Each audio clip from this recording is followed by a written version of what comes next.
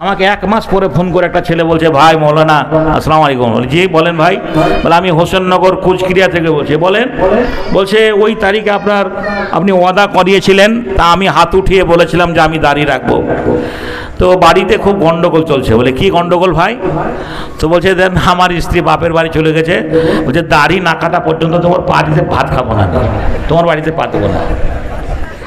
তাহলে আমরা রাসূলকে ভালোবাসি না বউকে ভালোবাসি? জি জি, আমরা কেমন মুসলমান লক্ষ্য করে দেখুন। বলছে ভাই এরকম খবর, কি করব এই মুহূর্তে? বলে ওকে বাদ দাও তা ভালো, কিন্তু তোমাকে দাড়িওয়ালা হতে হবে। জি, আফসোস লাগে, দুঃখ লাগে। সুবহানাল্লাহ, মহান আল্লাহ আপনার জন্য একটা জায়গা রেখেছেন। সেই জায়গাটা কি? ইন্নাল্লাযীনা কাফারু মিন আহলিল কিতাবে ওয়াল মুশরিকিনা ফি নারে জাহান্নাম খালিদিনা ফিহা। মুশরিকদের জন্য যে আল্লাহ জাহান্নাম তৈরি রেখেছেন, তুমি যতই মুসলমান বলে দাবি করো, তোমার কৃষ্টি কালচার আচার ব্যবহার যদি মুশরিকদের মতো হয়, তুমিও জাহান্নামী হয়ে যাবে। ভাইরা আমার, বন্ধুরা আমার, মা খালারা আমার, আমরা এখানে এসেছি কিসের জন্য ভাই? খিচুড়ি খাওয়ার জন্য? জি না, আমরা এখানে এসেছি দুটো জায়গার জন্য। ভালো করে শুনবেন, আমরা এখানে এসেছি দুটো জায়গার জন্য। একটা জায়গা পাওয়ার জন্য, আর একটা জায়গা থেকে বাঁচার জন্য। এটা আল্লাহর ঘর, 5 ওয়াক্ত আযান হয়। জি, ইমামের পিছনে আমরা নামাজ পড়ি। এই নামাজটা কেন পড়ি? দুটো জায়গার জন্য। একটা জায়গা পাওয়ার জন্য, যে জায়গাটা পাওয়ার জন্য মানুষ নামাজ পড়ে, যে জায়গাটা পাওয়ার জন্য মানুষ রোজা রাখে, যে জায়গাটা পাওয়ার জন্য মানুষ দান করে, সাদকা করে, যে জায়গাটা পাওয়ার জন্য মাদ্রাসা মসজিদের দিকে দান করে, যে জায়গাটা পাওয়ার জন্য মানুষ এতিম মিসকিনকে খাওয়ায়, সেই জায়গাটার নাম হচ্ছে জান্নাত, জান্নাত, জান্নাত। তাহলে আমরা এখানে এসেছি জান্নাতের আশায়, আমরা এখানে এসেছি জান্নাতের আশায়। আর কোন কি থেকে বাঁচার জন্য? জাহান্নামের আগুন থেকে বাঁচার জন্য। জি, জাহান্নামের আগুন থেকে বাঁচার জন্য। জি, আল্লাহ রাব্বুল আলামিন আমাদের জন্য জান্নাত নসিব করেন, পরকালে যেন আমরা জান্নাত নসিব হয়, আর আমরা জাহান্নামের আগুন থেকে যেন বাঁচতে পারি, জোরে বলে ইনশাআল্লাহ। জি ভাইরা আমার, মা খালার আমার, জি, মানুষের যদি আপনার খাবারের দিকে টান থাকে, তাহলে যতই ভালো বক্তব্য রাখো, নাকি বলছে না? জি হ্যাঁ, মানুষ পেরেশান হয়ে যাবে। আমি খুব সংক্ষেপে ছোট্ট করে ছেড়ে দেব, ওই দিকে যাব না। মা খালার আমার, আপনাদের মতো আমার মা আজও বেঁচে আছেন। এই রিসেন্টলি আমার মা, আমার এই নুরুল আলম ভাই জানে, আমার বাড়িটা ভেঙে দিয়েছি। তো আমার মা আমাকে এসে বলছে, আরে মিলন, তুই কি দুঃখে মুসলমান হয়েছিস? আরে আমাদের এত বড় বাড়ি, থাকার লোক নেই, আর তুই একটা ছোট্ট টালের ঘরে এতগুলো ছেলে মেয়ে নিয়ে থাকিসই করে। মাকে বললাম, মা দেখো, মুমিনদের জন্য দুনিয়াটা এরকম হয় স্বাভাবিক। আমি মুসলমান হয়েছি পরকালে ভালো একটা জায়গা পাবো বলে, জান্নাত পাবো বলে, জান্নাতের আশায় মুসলমান হয়েছি। তো আমার মা বলছে, তো জান্নাত হই জল খাগা, আর একটা বাড়ি করতে পারিস না, জান্নাত জান্নাত করছিস। রিসেন্টলি এক আধ মাস হচ্ছে আমার নুরুল আলম ভাই আমার বাড়ি গেছিলেন।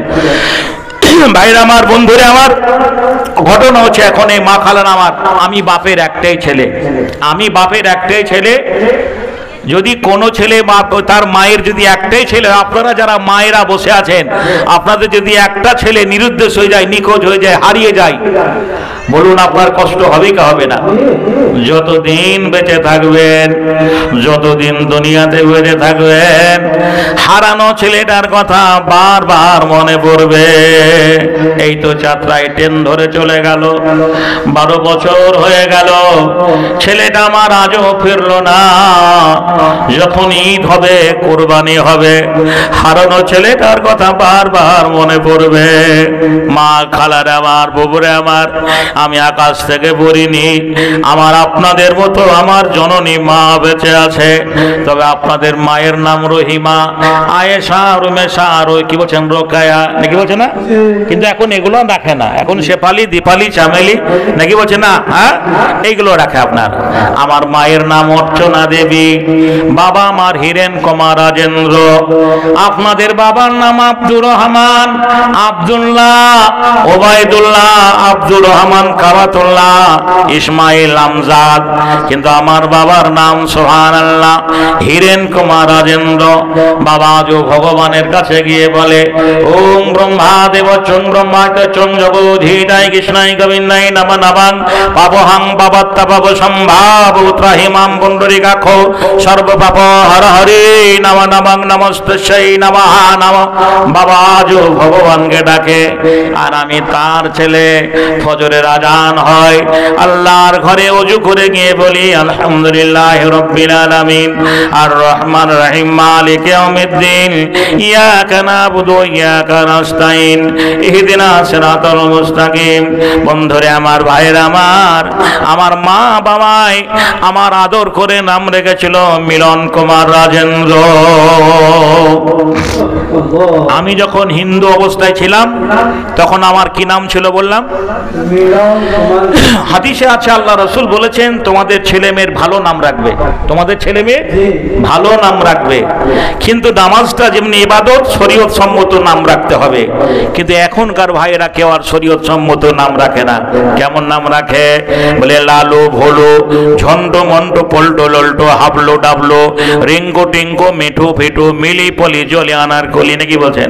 রীতিনীতি তব খ্রিস্টান সব, হিন্দু তো তুমি সভ্যতায়, এই কি হেসেই মুসলিম জাতি যার ইহুদিও দেখে লজ্জা পায়। আল্লাহে, একটা মুসলমান যুবক ছেলের চেহারা দেখে বুঝে যাবে না ছেলেটা হিন্দু না মুসলমান, নাকি বলছেন?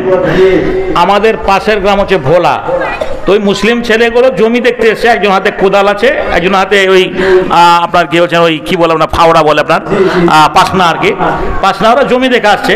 মুসলিম ছেলে, মুখে দাড়ি নেই, হাওয়াই শার্ট জামা পরে আছে। তা আমার মা কাকিমা, আমি ওই সময় মুহূর্তে পড়ে গেছি।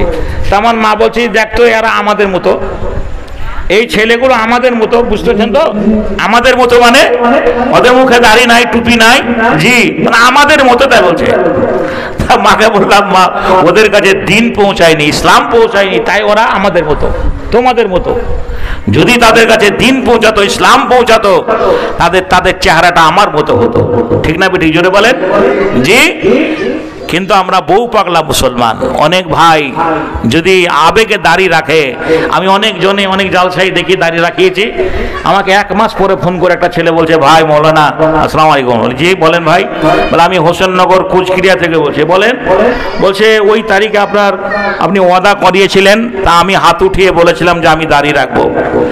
তো বাড়িতে খুব গন্ডগোল চলছে। বলে কি গন্ডগোল ভাই? তো বলছে দেন আমার স্ত্রী বাপের বাড়ি চলে গেছে, বলছে দাড়ি না কাটা পর্যন্ত তোমার বাড়িতে ভাত খাবো না, তোমার বাড়িতে ভাত দেবো না। তাহলে আমরা রাসূলকে ভালোবাসি না বউকে ভালোবাসি? জি জি, আমরা কেমন মুসলমান লক্ষ্য করে দেখুন। বলছে ভাই এরকম খবর, কি করব এই মুহূর্তে? বলে ওকে বাদ দাও, তা ভালো, কিন্তু তোমাকে দাড়িওয়ালা হতে হবে। জি, আফসোস লাগে, দুঃখ লাগে। যদি আপনাদের ইমাম দাড়িবিহীন হয় তো মসজিদ ইমামতি করতে দিবেন? চলবে। কিন্তু মসজিদে যারা সেক্রেটারি, সভাপতি, ক্যাশিয়ার, এরা বিনা দাড়ির লোক, নাকি বলছেন? হ্যাঁ, আমি এক জায়গায় জালসায় বললাম যে মসজিদের সেক্রেটারি, ক্যাশিয়ার এখানে শোনেন, তাদের মুখে দাড়ি নাই। বলে এই লোকটা ইমাম, আপনাদের যদি দাড়ি কাটা অবস্থা আপনাদের মতো নামাজ পড়াইতে পড়বেন তো ওটাকে কালিয়ে বেরিয়ে তাড়িয়ে দিব। আজকে কেমন মুসলমান আমরা লক্ষ্য করে দেখুন। আল্লাহ হেদায়েত করুক, দিনের বুঝ দিক। মা খালার আমার, বোনের আমার, ভাইয়ের আমার, জি আমি আপনাদের কাছে এবার আসল জায়গায় যাব। আপনাদের এই গ্রামটার নাম বারসোর, গ্রামটার নাম। আমার গ্রামের নাম সাওরাইল। এটা নলহাটি থানা। এই নলহাটি থানা, নলহাটি বলে একটা স্টেশন আছে, নলহাটি জংশন জায়গা। ওই নলহাটি থেকে আজিমগঞ্জ রুটে নলহাটির পরে যে স্টেশনটা আছে সেটার নাম তকিপুর। তকিপুরের পরে লোহাপুর, লোহাপুরের পরে মোরগ্রাম, নাকি বলছেন? ওই মোরগ্রাম ব্রিজে নেমে অদূরে একটা পূর্ব দিকে আমার গ্রাম, গ্রামের নাম সাওরাইল।